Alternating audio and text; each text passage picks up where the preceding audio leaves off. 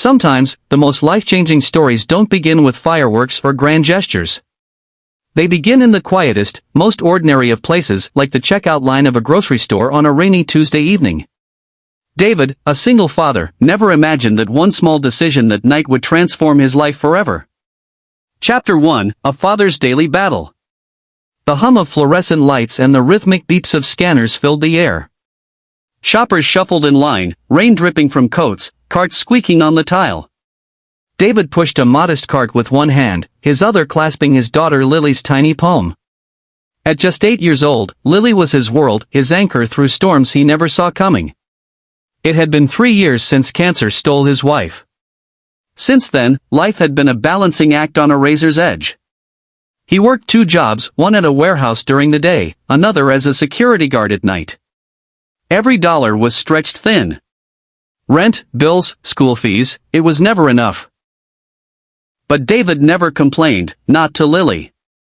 He masked his weariness with smiles and bedtime stories, reminding himself daily, she deserves a childhood, not my burdens. Daddy, can we get the rainbow cereal this time? Lily asked, her brown eyes sparkling. David chuckled. The rainbow one, huh? Didn't we get that last time? She grinned mischievously. But it makes the milk turn pink. Please? He sighed dramatically, pretending to be defeated. All right, rainbow cereal it is. But only because I like pink milk too. Lily giggled and wrapped her arms around his waist. In that moment, even with exhaustion weighing on him, David felt a surge of strength. Chapter 2: The Soldier in Line. As they approached the checkout, David noticed the woman ahead of him. She stood tall, shoulders squared, her military fatigues damp from the rain. 3 children clung to her sides, 2 boys, around 12 and 10, and a younger girl, maybe 6. They were quiet, respectful, their clothes clean but worn. The soldier's cart wasn't overflowing. It was filled with the essentials: bread, milk, eggs, a bag of apples, rice, a small pack of cookies. Nothing extravagant. David recognized the look in her eyes. It was the same one he had worn countless times, calculating, hoping the total would match the bills in her wallet. The cashier began ringing up items. That'll be $152.47.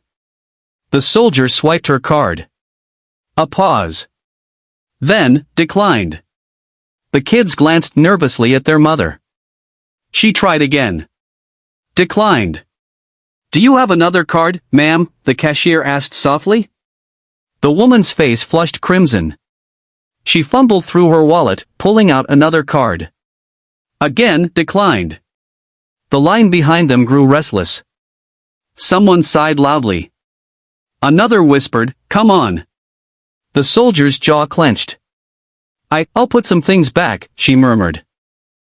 Her eyes glistened. Not this time, sweetheart. David's heart twisted.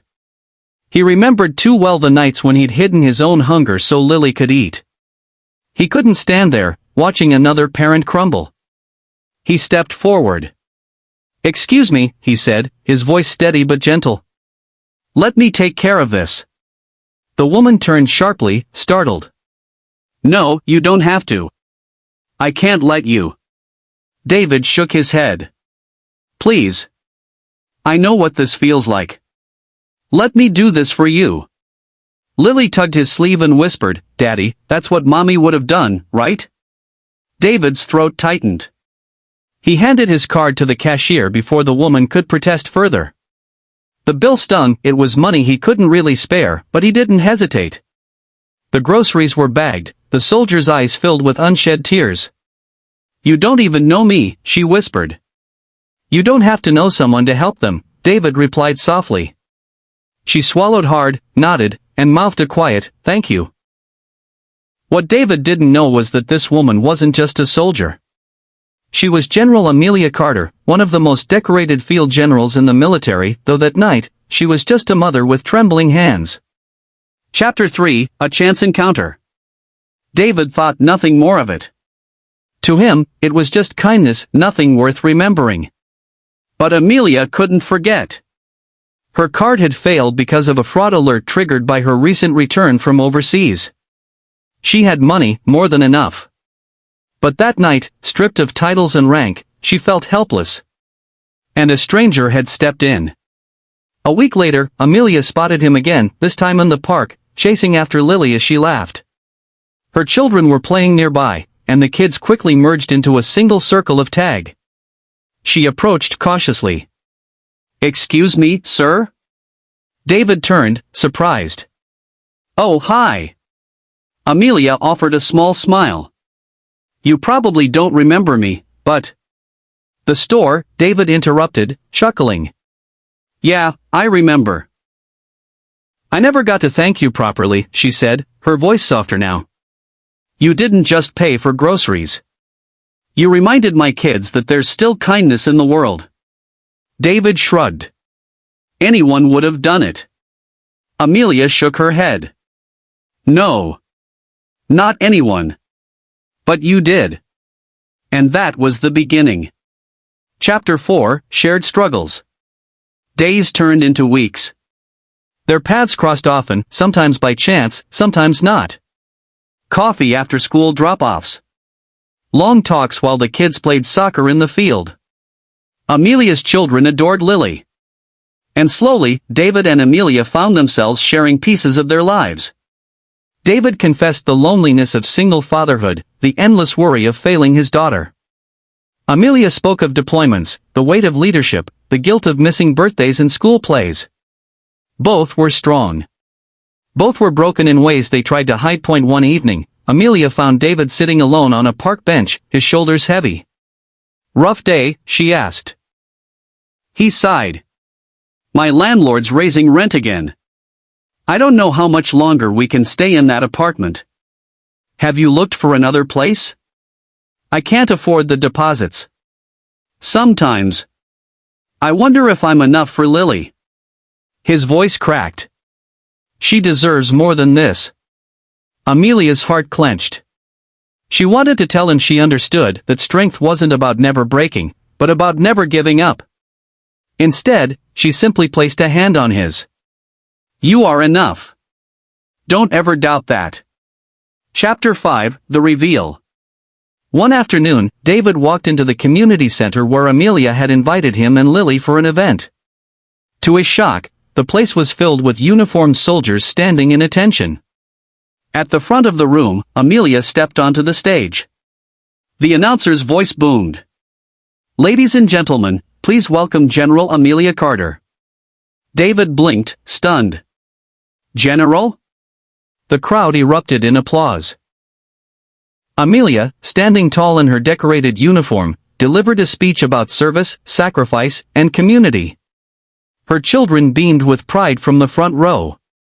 Afterward, David approached her, still wide-eyed. "General Carter?" Amelia chuckled softly. "Just Amelia, please. I wanted to tell you before, but sometimes it's nice to just be seen as a mom, not a rank." David shook his head, still trying to process. "I had no idea." She smiled. "That night in the store, neither did you. And that's why it meant so much." Chapter 6, A New Family. From that day, their bond deepened. David found a steady job through Amelia's connections, not a handout, but an opportunity to use his skills. They faced challenges together: late bills, kids' arguments, Amelia's nightmares from war, David's lingering grief. But little by little, they built something stronger. The children grew closer, calling each other siblings before the adults dared to call each other anything at all. And one evening, as the sun dipped behind the horizon, Amelia whispered to David, "You helped me when I didn't need it. But maybe, we were meant to help each other all along." David smiled, holding her hand. For the first time in years, his heart felt whole. Final message.